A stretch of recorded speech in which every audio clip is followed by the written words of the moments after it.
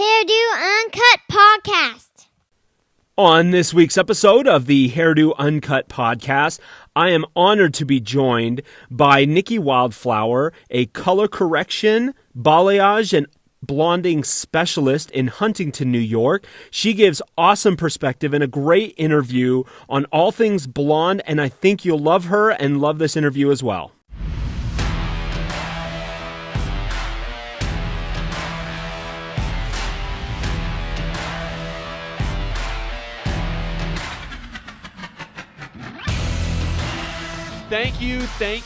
Thank you for making Hairdo Uncut part of your repertoire of podcasts. I am excited for this interview today because if those of you who listened to the last episode know that we are going to interview a few different stylists about this topic of blonding, and I went scouring the Instagrams and trying to find some people who I thought were going to be really interesting, who are really talented, and were going to provide some really good perspective on blonding services. And today I am joined by Nicki Wildflower, a stylist in Huntington, New York, correct? Huntington?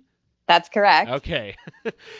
You can find her on Instagram at Nicki Wildflower. That's Nicki Wildflower on Instagram, all one word. And thank you so much for joining me today, Nicki. Absolutely. Thank you for having me on. So just so everybody knows, as per usual with most of these phone call interviews, Nicki and I have actually never met before. But like I said, I just wanted to find some really strong stylists who specialized in blonding and to be able to talk about some things that I think clients maybe misunderstand, and maybe some new stylists that are still going through education. I think we really felt, me and the owner Suzanne really felt that Nicki would provide great perspective on everything. So again, thank you for agreeing to do this, even though you have no idea who we are. That's okay. I'm honored that you chose me. Okay, so first, what we're going to do is let's just establish you, Nicki, as a stylist. So talk to me about your career to this point. And when we chatted a few days ago, I think you had some really interesting migration going on with your career and what's kind of happened. So kind of walk us through having become a stylist in your career to this point. Yeah, so I've been doing hair sort of on and off for 13 years, and my career has been kind of crazy. I've kind of jumped all over the place. I started being an apprentice when I was 17, 18 years old and working under some really talented artists, and they really taught me everything that they know, but my first 4 years as an apprentice, I had no interest in hair color. I worked in a departmentalized salon, and I chose to be a styling apprentice. I felt pretty unsatisfied with that, and I later found color, and I was like, where has this been? I'm so happy. So, yeah, I kind of jumped all over the place and even took a short break for 2 years to pursue a marketing career. Oh, interesting. I guess you could probably guess how that turned out. Yeah, since you're still a stylist, you're not in the marketing realm. Very much a stylist, yes. Now, you had gone out to you had lived out in New York, correct? And then you were out in Colorado, and then you're now back in New York, correct? Yes.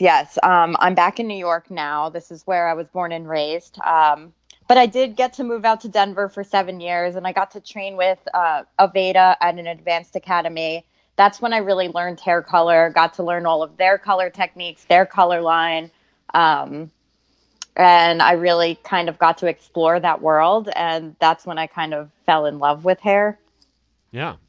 Well, so how long have you been owner of the Wildflower Hair Den in New York? We opened up, I moved back to New York in April 2017, and we opened up in August 2017. So it's been a little bit over a year. Okay. Cool. Did you so what was the first inspiration behind becoming a hairstylist? And then, you said, like you said, you kind of wanted to maybe go the marketing route, and then you came back to hair. What continues to be that inspiration as well? So what was at the beginning, and what continues to be your inspiration now as a hairstylist?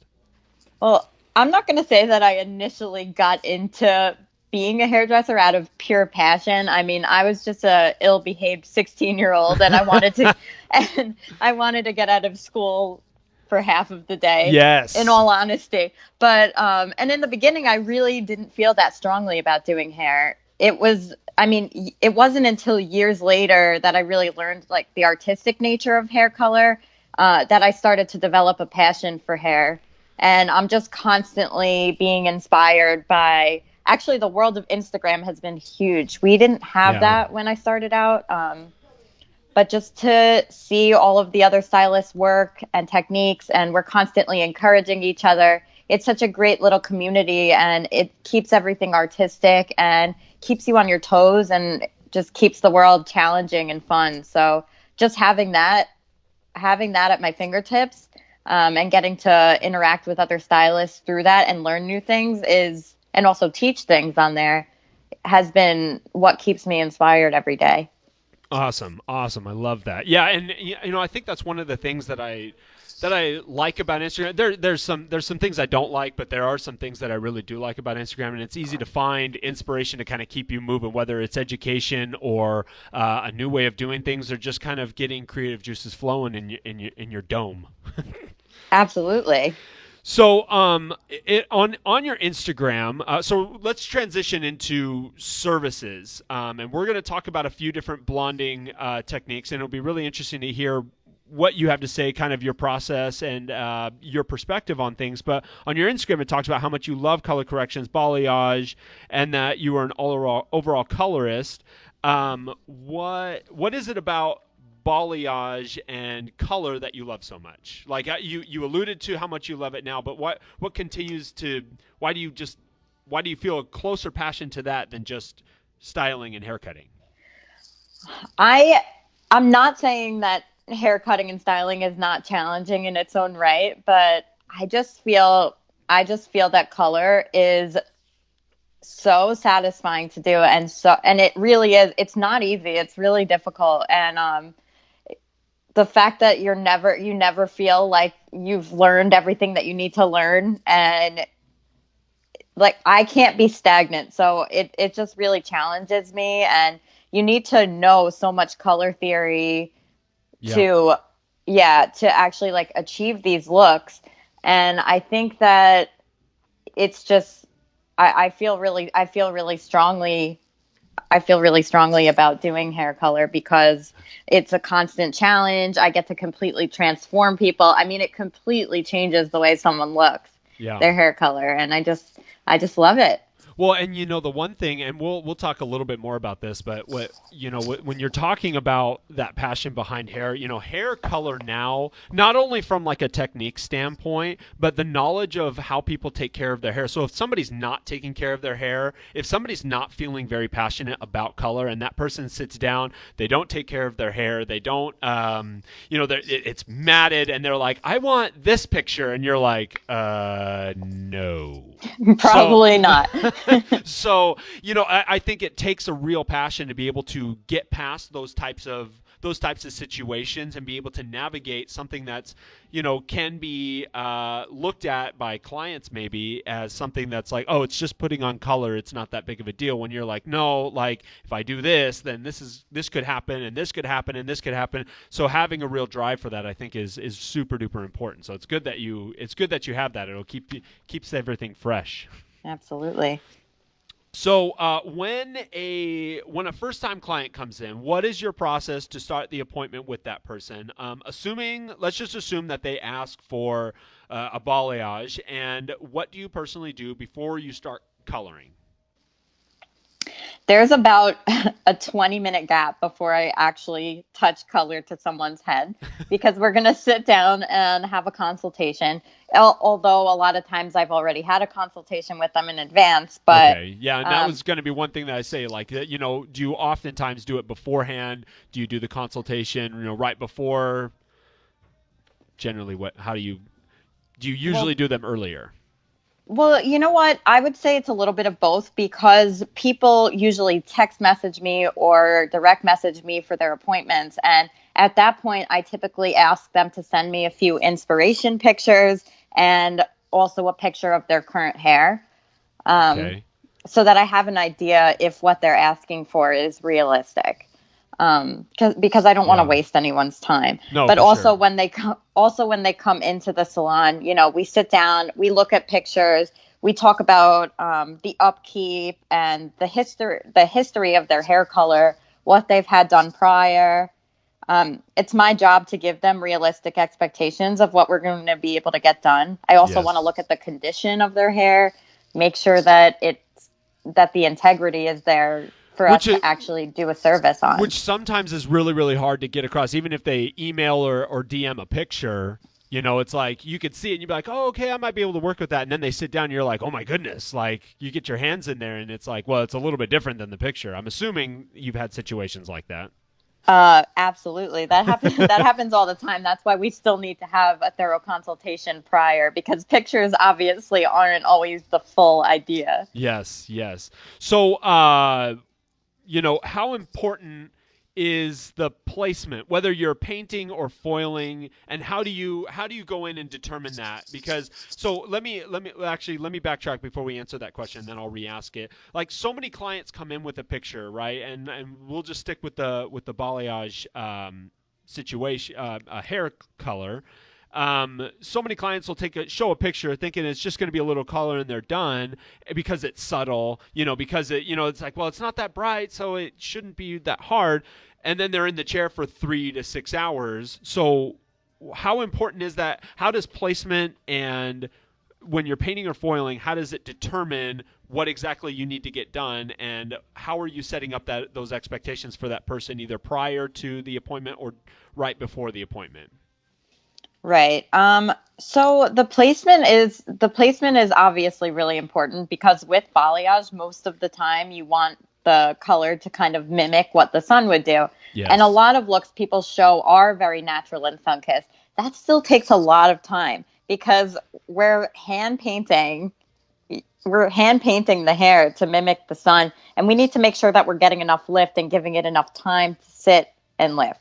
Yes. But and then there's foiling, which a lot of what I do is foliage, so not technically just painting onto the hair, but doing that with foils as a Yes. barrier.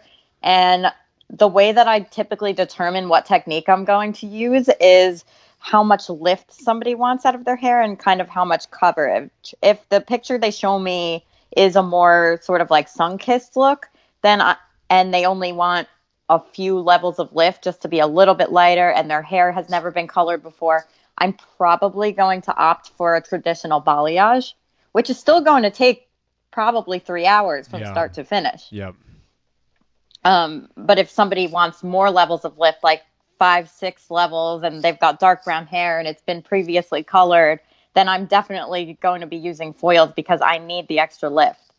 Yeah, and I think foils, and as cool as hair painting is, it really takes a specific type of hair to really be able to do the hair painting to get, because a lot of people want a little bit more lift, or they've had so much color in the back, and the foils just give you a little bit more control, I'm assuming. Yeah, they give you a lot more control. Like if you don't know what you're getting into with someone's hair or how much previous color that they've had, or they told you they've never had previous color before, and Yeah. that was not entirely truthful. Yes. um it might not it's probably not going to work. It just doesn't work for everyone. So Yeah, when hair painting and the balayage look came out, and everybody on Instagram and YouTube was hair painting it on and stuff, and people were coming in being like, I want this experience. and we would end up using foils because one, maybe they probably couldn't. Two, it gave us a little bit more control, which we could achieve. You can achieve the same look, and I think that's something that clients need to understand. Like whether whether the stylist, I'm sorry, uses foils or hair painting, you can still achieve the same look. It's not, it's not really changing anything. It just like you and I have said, it just foils sometimes can give the stylist a little bit more control and see a little bit better that way. Yeah, In some yeah, cases. absolutely. It's for me, it's if I'm using foils, I'm like, I know I'm going to be able to get this person's hair to lift this much. Whereas with open air balayage, you're like, I know I'll probably get 3, maybe 4 levels of lift tops. Yeah. And who wants to take that risk that often? Not No, me. sometimes no, and especially if you're getting the inkling that they want to do more blonde in the future, you might want to push that blonde a little bit lighter because if they throw lightener over that not so processed, then they can have some troubles down the road. Yeah, I completely agree. Yeah. So during the processing, once you've positioned everything and you're processing, what are you looking for? Because I'm assuming you check multiple times throughout the processing session. What are you looking for, and what are you looking for when it comes to their hair? So typically when I check up during the processing time, I'm basically making sure or seeing if it's at the right level for me to wash it out, that it's lifting evenly, that I don't need to resaturate because sometimes, it'll get dried out or you're like, this could use a little bit more lightener on it.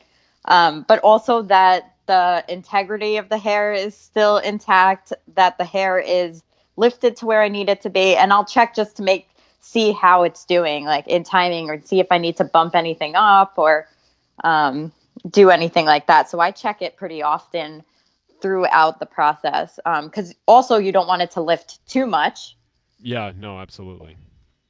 So yeah, I think it's important to keep an eye on it because Yeah. everyone's hair is so different. Yeah, and that's right, because some clients are like, why do you keep checking on it? Like it tends to be if a stylist isn't communicating, they're like, why do you keep checking on it? Is everything okay? And it's like, yeah, I'm just making sure it's perfect. Yeah, everything's fine. And just definitely something we need to keep an eye on. So when it comes to finishing, a toner, conditioning, bond protection, do you use any of these, and what are the benefits for the client's hair in these situations? Right. Yeah, I pretty much always use a toner, number one, because I feel that's what's really going to give us the desired result that we want. So the lightener is going to lift the color, or it's kind of just taking color out when we do Yeah. the lightener. Now we've got to deposit some color back in, and now we can customize it, cool it down, warm it up, um, whatever we need to do to get it to the look that the client wants. Yes. I'm always upfront about the toner. I'm like, yes, you absolutely are going to need a toner. Yeah. I included in the cost estimate. I'm like, you don't want to walk out of here without it. It adds shine. It personalizes the color. It completely just seals and finishes the look. Yeah, and it's something that I didn't really realize until not like real recently, but clients are like, "Oh, don't use a toner because they don't, they feel like it's like because maybe the stylist didn't do everything that they needed to." And I'm like, that's not why the toners exist. The toners exist to give you exactly what you want. Yeah, I think they're really important. I think they also seal that cuticle back up. Yes. So I think those are really important. And a bond builder, I always use it in my lightning services. Which one do you prefer? I like the Truss 8 times powder. Okay. So it's just a powder that you put into your lightener, but it adds a lot of protection and it improves the lifting process. Okay. I think it does a really great job of doing that. And there's only one step. So You gotta like that. I love that. So I definitely love that product. Okay. How is the process for a balayage in this situation? How is it different for a repeat client? Okay, so we've already talked about a new client. You got a repeat client coming in. One, how often do you tell a client to come in for a touch up on their balayage? Because I mean, balayage, ombre, pretty low maintenance pretty low maintenance hair painting, very low maintenance colors. Like they don't have to come in like they do for highlights clients that, they don't have to come in every 6 weeks to get it touched up. So how often do you have them tell them to come in, and then how is that process different when they come in that time frame than the first time they came in? Right. Well, I would say with balayage and ombre and all of the colors that are out, these lived-in looks, I mean, they are more low maintenance than your traditional foil highlights. But I think it's important to come in I still have my clients come in every 6 to 8 weeks. Like, let's say we move up their balayage every 5, 6 months. Okay. And we do that whole process from scratch. In between, it's still really important to get these to come back in and get another toner or a glaze. Yes. So I usually have them come back in for that process alone, and a style, maybe a little haircut. Yeah, you really need to keep those ends trimmed and healthy, especially with the blonde. So if you don't come in for a toner in between, it's going to wash out because it's just the nature. It's a demi-permanent color. Yeah. And it's going to wash out in time, and it's going to oxidize whether you take care of it or not. And it's just not going to look as good. But if you come in and get a toner every 6 to 8 weeks in between your balayage services, it just really keeps it looking new, fresh, nice for the entire 6 months in between. Yeah. And rather than otherwise it's going to look good for, 8 weeks. And then all of a sudden you're like, it's starting to be a little bit on the yellow side, and it's not really looking so fresh anymore. That's because it's time to come in and get another toner. Sure. Yeah, no, that's exactly the same thing that we do, and that the part of the reason why we're doing a lot of, a few of these interviews, because, we've had clients be like, oh, I don't need to do that. And I'm like, no, they're stylists. No, this is a real thing. So I was like, I want stylists to come on here and be like, no, this is a real thing. You kind of got to do stuff to take care of your hair. You do. And then you know what? People will come in and they'll get the toner the first time, and they're just like, wow, I guess I really didn't realize how badly I needed this. Yes. Because then they walk out and they're like, oh my God, it feels like new again. Yes. No, that's totally. So, let's move on to, so the newer, I mean not like new within the last like month or so, but like a general new thing is this root shading, smudging, and entering that into the equation with balayage and ombre. So what sort of look does this project, and how do you factor in needing to root shade or smudge? Oh, I love a root smudge. I always joke around and I'm like, everyone's getting a root smudge. Because I think it gives this like really natural melted look, and it adds more dimension, and it also increases the longevity of the hairstyle, in that you don't need to get it redone as often because it blends so seamlessly into the next color. But I incorporate it pretty often just to get this really like sharp, blended, dimensional look. I love these it is a newer technique. It really is. I didn't know how new it was, because sometimes I feel like I'm coming in late to the party. So I'm like, I know it's not a couple months, but it's still fairly new. Yeah, it's definitely become more popular recently. I'm not saying it wasn't around before, but if it was around for a really long time, I'm late to the party too. But no, I love this new technique. It's great, and I love what it does to the hair. I think I like I said, I always am joking around like, yeah, everybody needs a root smudge.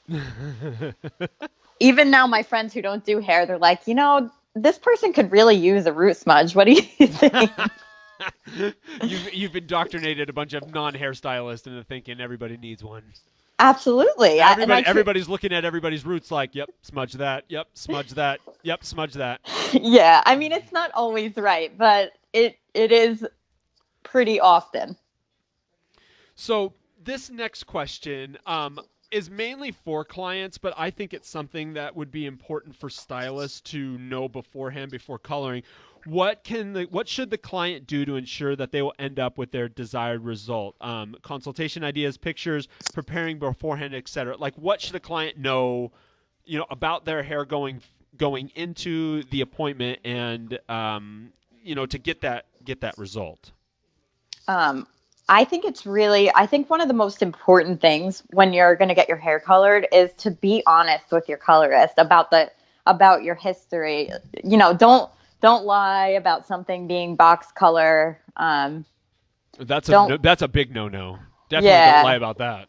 yeah. And it happens and people do, and they think that we're not going to be able to tell when we're doing the color, but we will. It really does affect it. So, I think it's really important to be honest, to communicate, to ask questions, and on the stylist end, obviously, to give realistic expectations to the client. So, in preparation for that, just also making sure that your hair is healthy. Oftentimes, when someone's coming in to get their hair lightened, leading up to it, I want them to be using the right products and making sure that their hair is in a healthy state when I dive into it. Yeah. Do you I actually forgot to include this, but do you use clarifiers at all? Sometimes, but not that often. If somebody obviously has a serious product buildup, then yes, but it's Okay. not something that's typically incorporated. Okay. Yeah. I forgot to ask about that with the bond builders and that question. I forgot to add that one in there because I would assume, especially if you've got a lot of buildup, like you said, um, going through a clarifying process before putting the color in is going to help tremendously in getting the desired result that they have. I'm assuming you would agree. Oh yeah, absolutely. I know that not everybody can have the balayage, and it might not be like at that moment. It might be maybe it takes some time. So what would a reason be that you would not do this service on someone? I One reason would be that I don't feel like my what I'm giving them as far as meeting their expectations. I don't feel that I'm going to be able to do that. Um, so if someone shows me a picture and I go through their hair and I'm like, this is not realistic for you today, for a number of reasons, I'm not going to do it if they're not comfortable with that, like knowing that it's going to take more than one sitting. Yeah. Um, another thing is if their hair is compromised or damaged, and I don't think that putting color in it is going to be a good idea. Yeah, especially lightener that could go south. Yeah, and again, just kind of not everyone can get the service done because they're saying they want balayage, but then the picture says something completely different. Yeah, So, true that. yeah, so there's that. But one of the main things is just, the integrity of the hair. If it's not where I think it needs to be to have hair color put into it, then I'm not going to do it because I Have don't want hair to break off. have you had to turn away a chunk of people because of that? Like have you had a few situations where, they're like, I want this, and you're like, well, this is what it's really going to take. It's going to take, some time to actually get to where it is, and we're talking not like a couple days, we're talking about a few months, and then you guys just kind of wash your hands of each other and part ways. Does that happen often? Does it happen sometimes? How often does it happen for you? That doesn't happen that often. There are a lot of times where I say, this is not realistic, but most of the time people are okay with that to achieve their results. Okay, But I that's good. always give them if it's really just not feasible to do the color that they showed me, we look at other options and we're like, okay, this is something that's a little bit more realistic for you.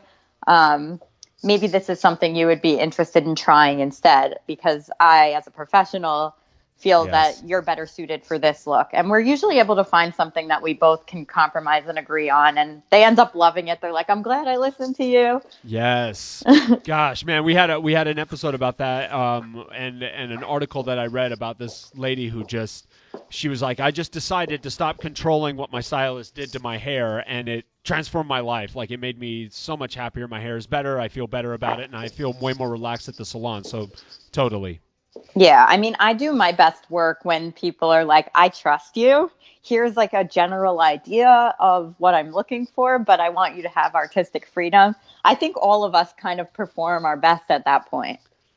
Yeah, that's true. That's true. So, How long does a typical first time balayage take for you? And what best and worst case? So let's go like a best case scenario, worst case scenario, and how is that service charged for or changed for a touch up in time? So we're just okay. So the question is, how the first time, best and worst case scenario for a balayage, and then what's the change in time for a touch up?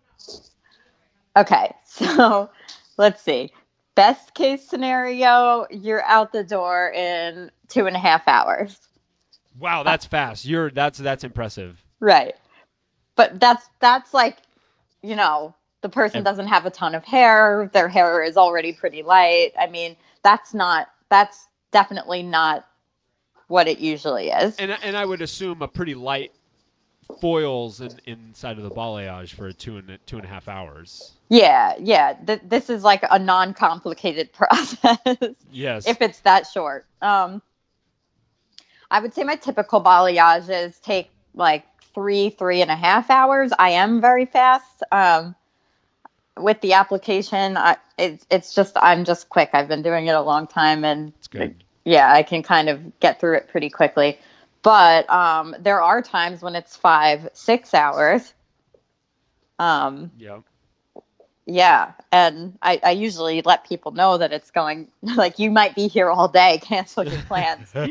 Um, And then yeah, for a touch up, do you just is it only a couple hours at that point, or every 6 months do you give them kind of like the full thing, and however long it took the first time, it's good on the touch up. That's what they should expect on the touch up 6 months from then. no, I don't think so. I don't think it's the full process. It's not the full process every single time because when they come in for, if we get it to their desired result and then they keep up with it in between and get their glosses and their toners and take care of their hair, use the right products, they come in let's say 6 months and we're going to move up the balayage. I don't need to. I don't need to repeat that entire process. I'm just kind of like blending it back in, Yeah. blending it up. So at that point, it's usually like a 2.5 hour, 3.5 hour appointment, depending on how much hair they have. Yeah, it's kind of like going to the dentist. If you don't go to the dentist to get regular cleanings and then you go after like 5 years, then you sit in the chair forever and they have to tear at your teeth a bunch, and then you don't go another 5 years, you're like, oh, going to the dentist is terrible. But I'm like, well, if you go every 6 months and get them cleaned, it's only like 30 minutes and it's It, nice. it's really a breeze. Same thing with hair. You keep up with it. It's a breeze every time. It's so important. It really is. So let's talk about a little bit about maintenance and upkeep for these services. What kind of commitment is the client getting into, especially if they're darkening or smudging the roots? How do they upkeep this, and what do you suggest that most people? And I know that as far as products go, it depends on hair length, hair porosity, hair. There's a lot of different factors. Hair health, thick, thin. So there's lots of different. But what do you suggest like they need to focus on if they're getting a balayage done, and they need to not only upkeep their hair but the root smudging and all that? So what's their maintenance upkeep like with that? Right. Well, I think it's really important to definitely use the right shampoos and conditioners. Make sure that it's color safe. If you want the color to last longer, I think it's important not to wash it every day because if you wash it every day, it's going to, that toner and that root smudge, everything's going to go away quicker than if you can kind of stretch that out a little bit. Yep. But also to just use the right shampoo and conditioner and not use drugstore brands that are just going to strip that color out of your hair. The And leave home a care, waxy buildup for the next yeah, time you get it done. exactly. The at-home care is really important, and I emphasize that a lot. Yeah, especially those ends. We've had a lot of people come in, not a lot of people, but we've had people come in and they're like, oh, I don't want to buy any of the products. And then they come back a couple days later and they're like, okay, I'll get them because they highlight, we did the ombre, we did the balayage for the first time and their hair is freaking out. And so it's like, you just got to hydrate those ends. Then they'll be Yeah, happy. And absolutely. then they're And you like, oh want my gosh, it's so much better now. Thank you. right. So after you've done a service like this, your hair is different now, and you need to take care of it differently if it's the first time.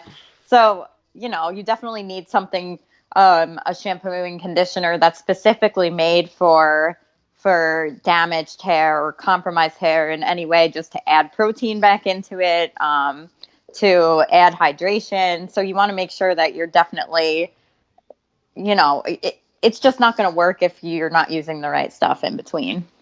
For sure, for sure. So, okay, so how did you learn how to do these services? I'm assuming you had to take extra education classes. So, where did you go? Where did you learn to do these services, and what do you continue? What are you looking to continue to do to keep up with this skill and all these different services that we got to do?